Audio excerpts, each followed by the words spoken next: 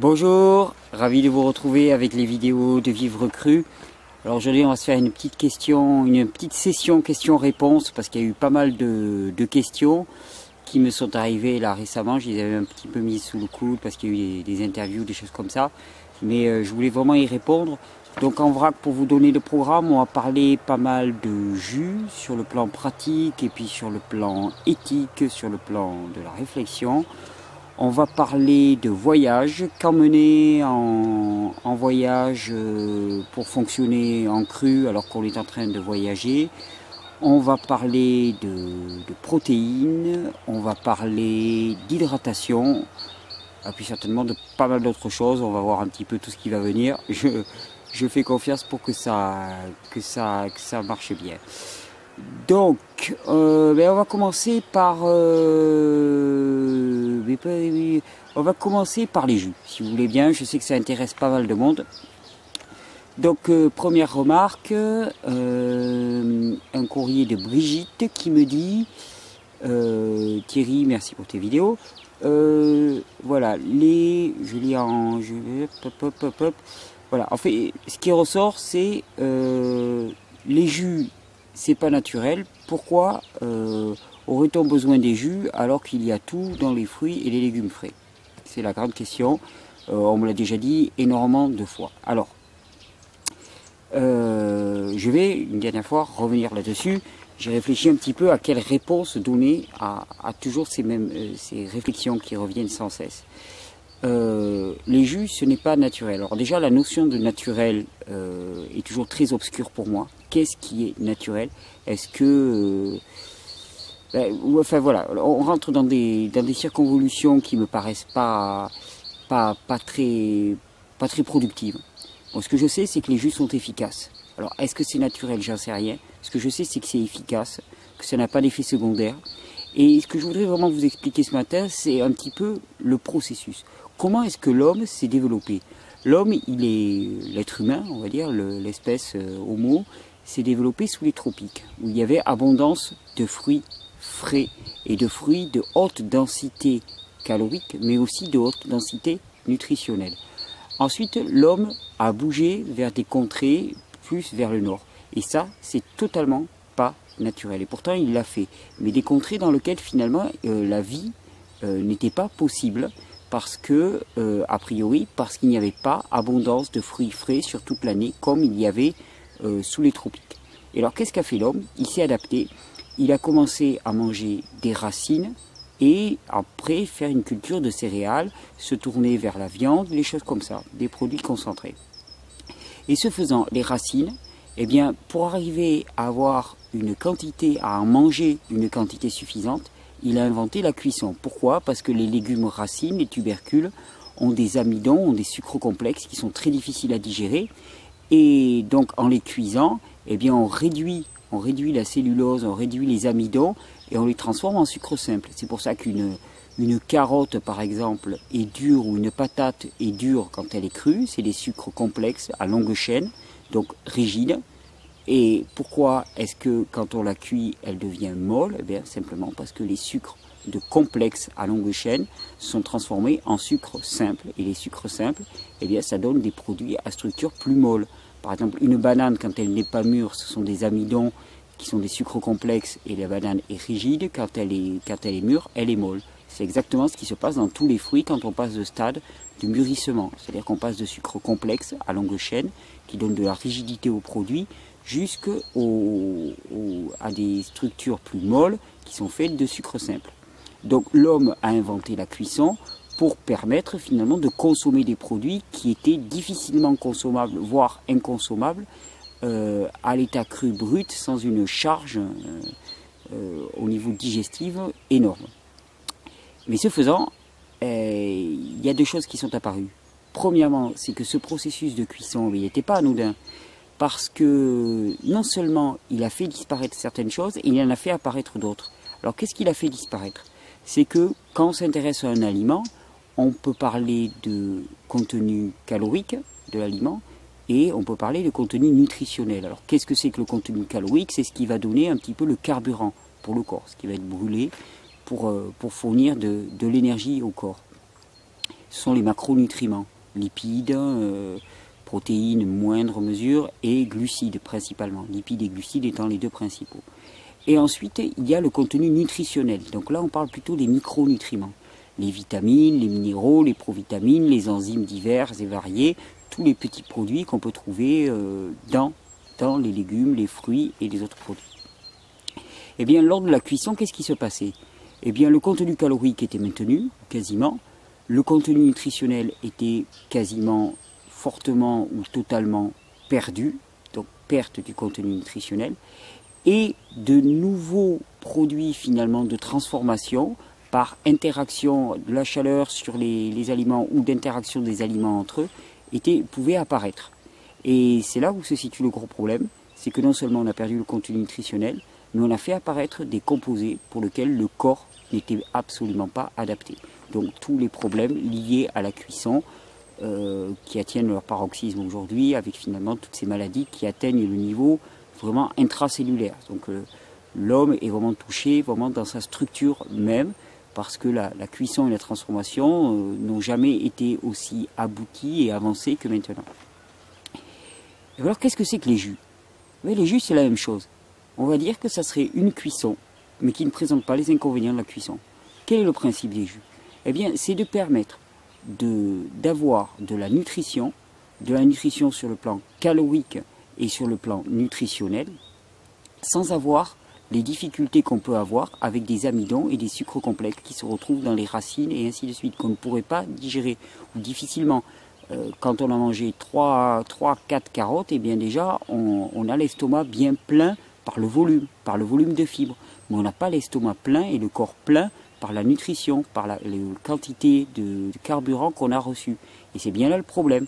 Donc, en faisant des jus, qu'est-ce qu'on fait? Eh bien, simplement, on réalise un petit peu, on va dire, le même processus que lors de la cuisson. C'est-à-dire qu'on s'affranchit de ces contraintes liées à des sucres longs, complexes, rigides, indigestes. Mais au lieu de les cuire et de les réduire en sucre simple, eh bien, on sépare la fibre, la cellulose, et on ne garde que les sucres simples qui sont dans les jus. On garde tout le contenu nutritionnel et on n'a pas apparition de composés qui ne sont pas prévus pour le corps.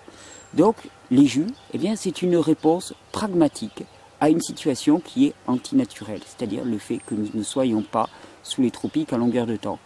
Si nous vivions sous les tropiques, il me semble que l'approvisionnement en fruits frais toute l'année permettrait de s'affranchir des jus. Oui, tout à fait, je le conçois parfaitement.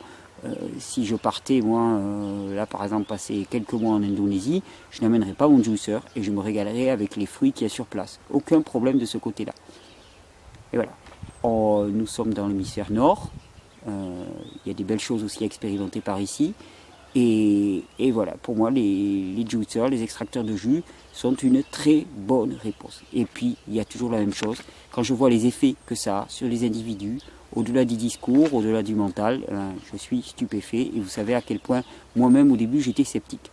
Donc voilà, c'était pour répondre à cette question de les jus, c'est pas naturel, et le remettre en perspective un petit peu avec le processus de cuisson aussi. Parce que dans l'histoire de l'homme, ce qui a été le facteur critique pour le développement du cerveau et le développement humain, c'était l'accès à assez de calories, mais aussi de nutrition, mais l'accès à assez de calories. Et l'homme est sorti des forêts, non pas pour chasser ou des choses comme ça, mais parce qu'il n'y avait plus assez de ressources en fruits et qu'il lui fallait cultiver des céréales, et qu'il lui fallait trouver des ressources pour se nourrir en termes de calories, de glucides. C'est des glucides dont on a besoin pour se nourrir, principalement. Donc voilà pour la première question. Deuxième question, pour les jus. Alors là, c'est une remarque de quelqu'un, de Charline, qui a testé le Oméga 8004 et qui me faisait un petit peu une revue. Donc pour les personnes qui hésitent encore, voilà ce qui est une revue tout à fait indépendante de cette machine. Alors, donc ce qu'elle apprécie, une machine peu bruyante, facile à monter et démonter, un réservoir à jus et à déchets très pratique et maniable. Et elle a apprécié beaucoup de certains jus, carottes, pommes, gingembre, citron avec l'écorce, etc. J'aimerais te faire part de quelques réserves. il faut parfois bien découper les carottes et les pommes. Oui, alors là, ça tient à la dimension de la goulotte et au type même de la machine. Et c'est sur toutes les machines à mastication. Il n'y a que sur les centrifugeuses où on passe des pommes et des carottes en entier. C'est l'une des limites, mais en même temps, il y a beaucoup d'avantages. Je trouve qu'il faut pas mal pousser pour les carottes, effectivement, mais c'est bien ce que je disais dans le passage précédent, c'est que les carottes contiennent des sucres complexes qui les rendent très rigides, et donc c'est normal qu'il faille pousser fort, parce qu'il faut arriver à les déchiqueter. Vous imaginez que c'est ce qu'il faut que fasse l'individu quand il veut les consommer. Alors j'ai testé pommes, fraises, gingembre, goût délicieux, mais texture de smoothie, voire de purée, là où je cherchais à avoir un jus. Alors là, c'est un phénomène qui apparaît avec les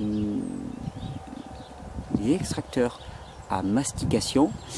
Et pour éviter ça, eh bien, c'est tout simple. Il suffit d'alterner les produits. C'est-à-dire ne pas avoir que des produits mous, mais d'alterner produits durs, produits mous. Par exemple, si vous devez passer une pomme et des carottes, eh bien, un morceau de carotte, un morceau de pomme, un morceau de carotte, un morceau de pomme. Et vous tirerez le meilleur et vous éviterez toute forme de bourrage et de purée. C'est pareil avec les feuilles, on alterne. Il vaut mieux préparer un petit peu tous ces ingrédients à l'avance et puis on passe tout en alternant et vous verrez avec l'habitude, un petit peu, vous apprendrez à mixer de la manière la plus harmonieuse. Voilà, donc ça c'était pour les jus, c'était la partie jus. Ensuite, Jérémy, qui m'écrit: j'ai le projet de voyage à vélo. Je ne peux en aucun cas trimballer 100 kg de fruits. As-tu ou connais-tu un avis sur les fameux produits Sun Warrior? Produit qui devient vite exorbitant mais très pratique. Alors, merci Thierry, bonne journée à toi. Alors, ce que je vais retenir là, c'est quand il parle des produits Sun Warrior, parce qu'il y a le côté voyage. Alors, comme ça répondra à une autre question, on va parler des produits Sun Warrior. Alors, qu'est-ce que c'est que ces fameux produits Sun Warrior? C'est de la protéine. C'est de la protéine végétalienne. C'est à base de protéines de riz la plupart du temps, je pense, ou de protéines de chanvre, mais je crois que c'est de la protéine de riz brun. Et il part à vélo. Et il me demande donc quel est mon avis sur les produits Sun Warrior. Bon, déjà, mon premier avis, j'en ai déjà vu. Je crois même que je l'avais goûté une fois. C'est que c'est un produit extrêmement transformé, manufacturé. Donc, qui est isolé. Je ne vois pas en quoi ça résout un problème de nutrition pour l'individu. Mais c'est surtout, lors d'un voyage à vélo, donc d'un effort physique, de quoi a-t-on besoin? A-t-on besoin de protéines? A-t-on besoin de sucre? A-t-on besoin de lipides? La réponse, vous la connaissez déjà, c'est de sucre dont on a besoin. Et on ne va pas remplacer 100 kg de fruits par un sachet de protéines. C'est juste deux choses complètement différentes. Des protéines, nous n'en avons pas particulièrement besoin, même si on fait un effort physique. Maximum 10% de protéines. Si on fait un effort majeur, on va dire, dans lequel il va y avoir de la destruction des fibres musculaires, on va dire 10%, mais pour la plupart des gens, 6-7% de protéines de bonne qualité, c'est-à-dire des acides aminés, eh bien c'est largement suffisant. Donc ces acides aminés, eh bien, tu vas les trouver dans les feuilles, dans les fruits, dans les jus. Tu peux, moi, plutôt que d'amener un sachet de Sun Warrior, j'amènerais bien un extracteur de jus manuel, ce que je fais quand je pars à vélo, et puis je presse un petit peu toutes les plantes sauvages qui me passent sous la main, et ça me fait une belle injonction nutritionnelle à mon contenu de fruits. Ensuite, des fruits, on en trouve un petit peu partout, en conventionnel peut-être, mais en France, c'est bien l'avantage, on en trouve un peu partout. Et alors si tu voyages dans d'autres pays, à ce moment-là, alors les fruits, ils sont quasiment partout, à part de partir en Europe du Nord. Donc on ravitaille régulièrement. Mais des protéines, on n'a absolument pas besoin d'un surcroît de protéines. La protéine, ce n'est qu'un élément de construction des tissus. Ce n'est pas ça qui va nous donner le carburant. Donc particulièrement à vélo, ce dont on a besoin, c'est des sucres. Surtout pas de lipides qui vont demander un long temps de digestion, qui vont demander beaucoup d'énergie au corps, qui ne seront disponibles que trop tard. À la limite, en manger peut-être un peu le soir, mais ce n'est pas idéal pour le sommeil. Donc moi, quand je fais un effort comme ça d'endurance, je fonctionne uniquement sur les sucres. Sur les sucres toute la journée, régulièrement, en prise régulière.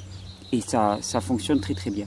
Donc les protéines, on n'a pas besoin d'un surcroît de protéines.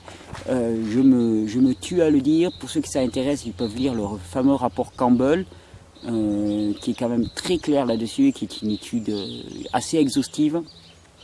Je prépare, je l'ai dit, je suis un petit peu débordé actuellement, excusez-moi, mais je prépare quelque chose sur aussi un dossier spécial protéines et spécial produits animaux qui va venir au plus tard la semaine prochaine, c'est promis, j'aurai un peu de temps pour me poser. Ensuite, il y avait la question du projet du voyage à vélo. Et je mets ça en relation avec un courrier de Lara, aussi qui me raconte qu'elle est partie à bateau. Et je me demandais si tu pouvais être inspiré pour une petite vidéo qui traiterait des situations contre-naturelles, milieu montagnard ou marin ou autre, et particulièrement énergivore. Je n'ai rien pu appliquer de mes habitudes sur le bateau. J'avais embarqué quantité d'oranges, ananas, jus vert tout fait, fruits à queue, mais dès le premier jour, ces fruits me dégoûtaient.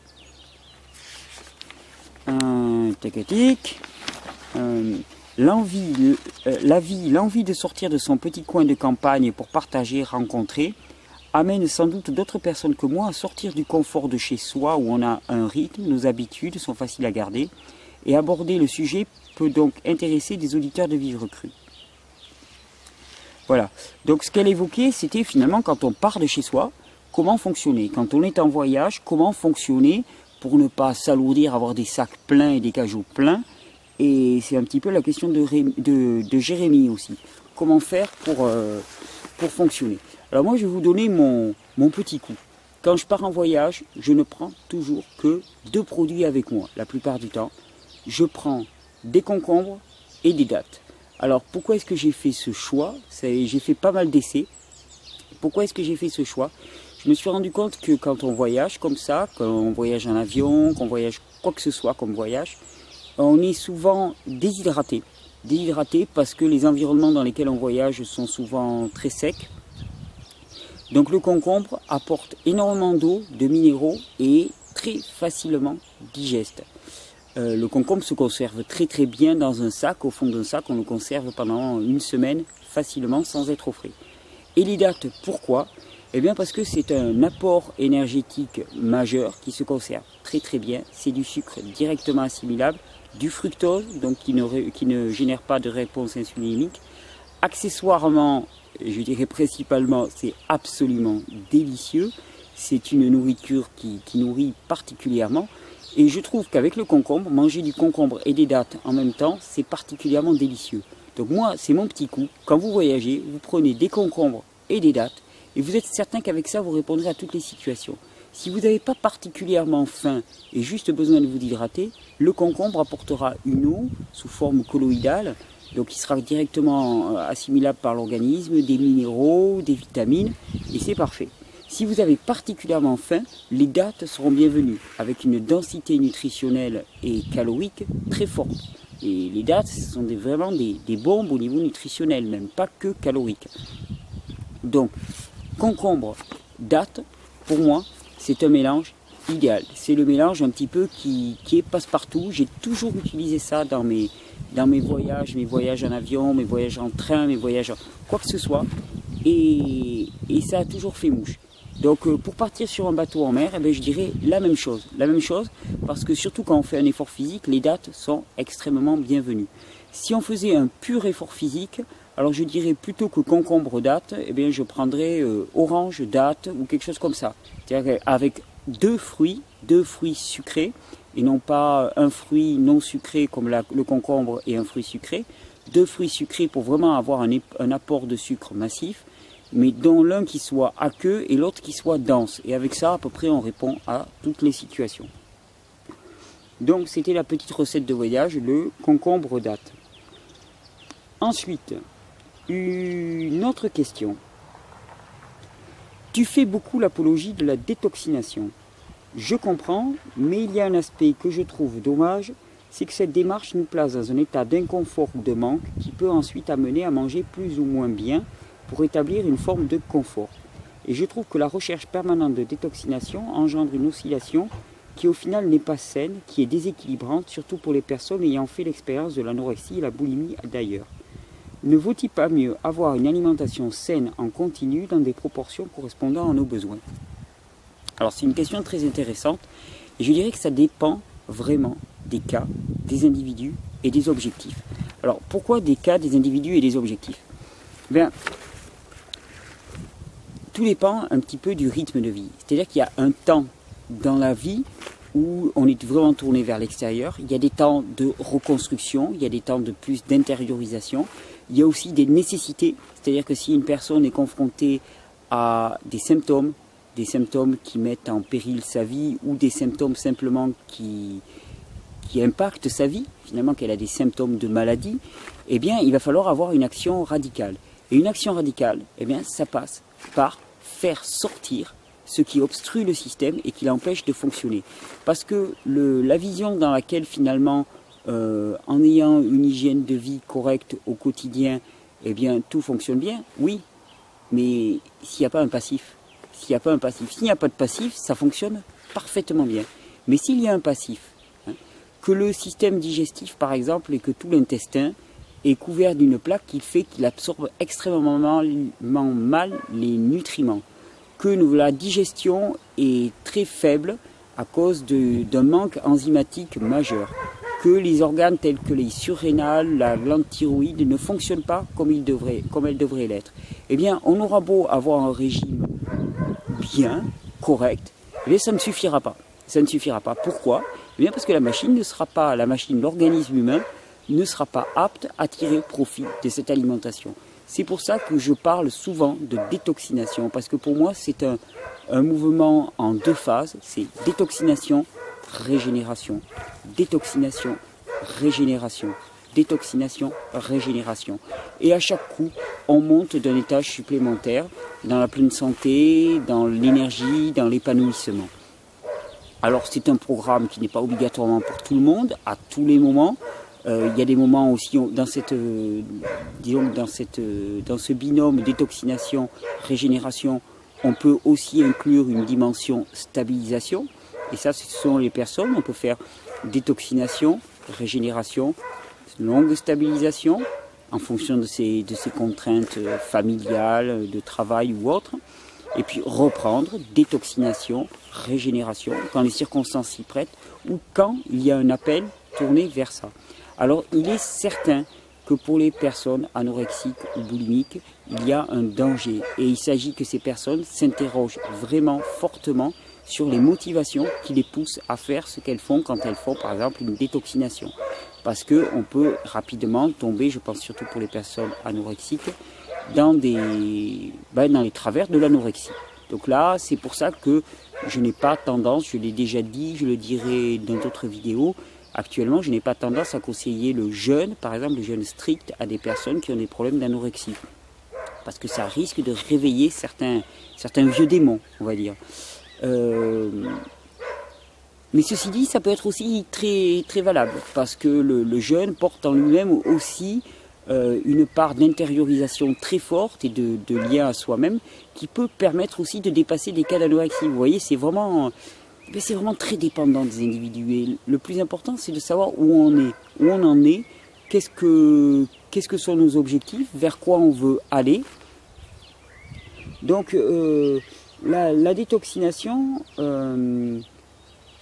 c'est pas déséquilibrant. Pour moi, non, c'est absolument pas déséquilibrant. Au contraire, c'est équilibrant. Et si c'est déséquilibrant, alors c'est que c'est pas adapté pour nous à ce moment-là, ou qu'on y est allé trop fort, ou qu'on y est allé trop dans le radical, et donc que ça a créé des trop grands manques ou de trop grandes frustrations. Et il est en aucun cas lieu finalement de se flageller. C'est pas le but. Le but, ça doit être fait dans la joie. C'est une démarche, c'est un chemin. Et même si j'invite énormément de personnes à le faire, parce que j'en connais les bienfaits, puis parce que je suis contacté aussi par des tas de personnes qui sont confrontées à des situations de vie difficiles. Quand quelqu'un a un diabète de type 2 et me consulte et me dit voilà, je voudrais réduire mon insuline, eh bien ça va passer par une phase de détoxination, obligatoirement. Mais on peut arriver à avoir des merveilles pour cette personne, et ainsi de suite. Et donc, c'est pas obligatoirement pour tout le monde, mais au travers de ces vidéos, eh bien j'essaie de donner le maximum d'informations pour que tout le monde s'y retrouve, à la fois pour les gens qui sont en stabilisation, et puis à la fois pour les gens qui sont en détoxination et en régénération. Donc c'est pas un dogme, mais c'est une invitation forte. Voilà, alors ensuite, dernière petite question.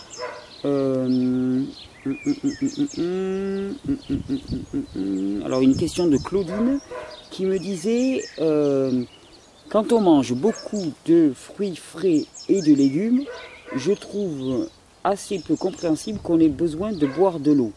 Je bois pour ma part très peu d'eau et m'en trouve très bien.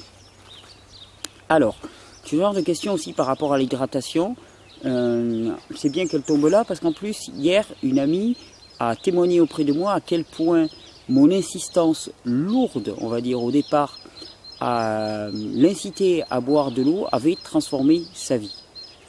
Et oui, je maintiens qu'il est absolument nécessaire de boire de l'eau. Toujours pareil, comme pour l'histoire de la détoxination, parce que nous avons un passif. Et plus on va manger de fruits et de légumes, et bien plus les processus de détoxination vont avoir lieu. Et ces fameuses toxines qui sont relâchées dans l'organisme, eh bien il faut bien pouvoir les véhiculer, il faut bien pouvoir les diluer. Et le corps a besoin extrêmement d'eau. Alors peut-être que intellectuellement c'est pas satisfaisant. Ce que je sais, c'est que j'ai vu la différence chez énormément de personnes avec qui je travaille maintenant.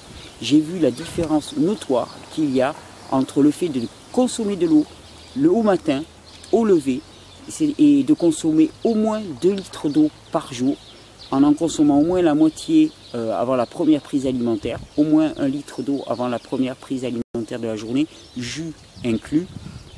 Ça peut paraître un petit peu une règle un petit peu rigide, mais c'est vraiment ce que je vous conseille. 1 litre d'eau le matin avant toute autre forme de nutrition, et vous verrez vous-même la différence. Au début, alors il faut un peu se forcer, c'est pas automatique. Mais une fois qu'on en a pris l'habitude, eh bien le besoin se fait sentir. Quelque part, il faut réveiller ce besoin. Alors réveiller ce besoin parce qu'il correspond réellement à des besoins d'élimination du corps. Et pour que tous les émonctoires, et particulièrement les reins et la peau, fonctionnent comme ils doivent fonctionner, eh bien il faut hydrater le corps. Les gens qui ont des problèmes de peau sèche, par exemple, c'est parce qu'il y a des détoxinations qui se produisent au niveau de la peau et qui ne sont pas assez hydratés. C'est aussi simple que ça ne sert à rien de se mettre des huiles et des onguents dans tous les sens. Au contraire, ça ne fait que renforcer le problème. Il faut boire et s'hydrater et manger des fruits et des légumes juteux. Mais nous avons tous un passif. Nous avons un passif qui est ce qu'il est. On nous a transmis ce qu'on pensait être des bonnes solutions. Nous avons maintenant la connaissance pour voir que ce n'était peut-être pas les solutions optimales. Eh bien, c'est à nous de corriger un petit peu le tir. Et pour moi, l'hydratation est un point majeur. Je n'insisterai jamais assez. Sommeil et hydratation sont pour moi les 2 maillons faibles principaux que je rencontre quand une personne me contacte. Donc, buvez de l'eau. On m'a posé la question là récemment par rapport à l'eau colloïdale, de l'eau dynamisée. Il y a les bouchons d'Evajal. Si vous tapez sur internet d'Evajal, ce sont des petits bouchons qui permettent de créer un vortex dans 2 bouteilles qui se connectent. Eh bien j'en ai moi-même et je trouve que c'est une très bonne solution. Et alors là pour le coup très peu onéreuse pour dynamiser de l'eau. Puis c'est très joli. Seul inconvénient, et là d'ailleurs je lance un appel, je n'ai trouvé que des bouteilles en plastique qui se vissaient sur ces bouchons. Si quelqu'un a une marque de bouteille en verre qui se brancherait sur ces bouchons, ça m'irait très bien. Mais voilà, c'est une bonne solution pour les personnes qui ne peuvent pas se payer un appareil à 1500 ou à 2000 euros, ce que je peux comprendre, et c'est mon cas pour l'instant. Donc les bouchons d'Evajal sont très bien pour dynamiser l'eau, une eau dynamisée, une eau dans laquelle vous avez mis une belle intention, c'est-à-dire quelque chose qui va vous nourrir, qui va vous nettoyer, qui va nettoyer toutes les personnes aux alentours. L'eau est plus importante parce qu'elle emporte que parce qu'elle apporte. L'eau est plus importante parce qu'elle emporte que parce qu'elle apporte. C'est-à-dire que votre eau, je vous la conseille la plus faiblement minéralisée possible, donc avec un résidu sec le plus faible possible. Donc je vous recommande la Monroucou, qu'est-ce qu'il y a d'autre aussi, il y a enfin, vous regardez les eaux, mais des eaux qui soient à moins de 50 mg par litre de résidus secs. Par contre, une eau dynamisée ensuite, parce que les eaux en bouteille par exemple sont des eaux qui ont été stagnantes pendant trop longtemps, qui n'ont pas le côté vivant et le côté finalement mouvant que peuvent avoir les eaux. Petit problème avec la carte vidéo, ça n'a pas enregistré la suite, donc je reprends, je vous disais, bouchon d'évageal, D-E-V-A-J-A-L, c'est le meilleur moyen pour dynamiser de l'eau à vraiment moindre frais. Ça permet de coupler 2 bouteilles et de créer un tourbillon, un vortex qui permet de dynamiser l'eau. On le fait 5-6 fois, c'est très simple, c'est très beau, c'est très agréable à faire aussi. Seul petit inconvénient, pour l'instant je n'ai réussi à coupler que 2 bouteilles en plastique, question de type de goulot. Alors si quelqu'un connaît des bouteilles en verre qui s'adaptent sur les bouchons d'évageal, ça m'intéresse, l'information m'intéresse, je n'ai pas trouvé encore. Et vous regardez sur le net, c'est facile à trouver, et ainsi vous consommez une eau à la fois peu minéralisée et dynamisée, ce qui est essentiel puisqu'une eau est plus importante par ce qu'elle emporte que parce qu'elle apporte. Donc ce sera une eau qui va vraiment permettre la détoxination, le nettoyage en fond en comble de l'organisme. Et donc commencer le matin en buvant de l'eau et en buvant une eau dynamisée, c'est la meilleure façon d'aider son corps à terminer les processus de détoxination entamés dans la deuxième partie de nuit. Voilà, point essentiel que l'hydratation, point essentiel que les jus, comment voyager simplement, c'était un petit peu le tour d'horizon de ce petit question-réponse. La semaine prochaine, j'ai reçu d'autres questions sur le jeûne, la semaine prochaine je ferai une vidéo spéciale sur le jeûne, donc je les ai gardées au chaud pour ce moment-là. Je vous souhaite à toutes, à tous une très belle journée. Merci pour vos abonnements, vos encouragements. Merci de partager ces vidéos si elles vous paraissent intéressantes. Et bien, belle journée. Merci de vos commentaires. Et pensez à vous hydrater, pensez à dormir. Et bon jus à tous.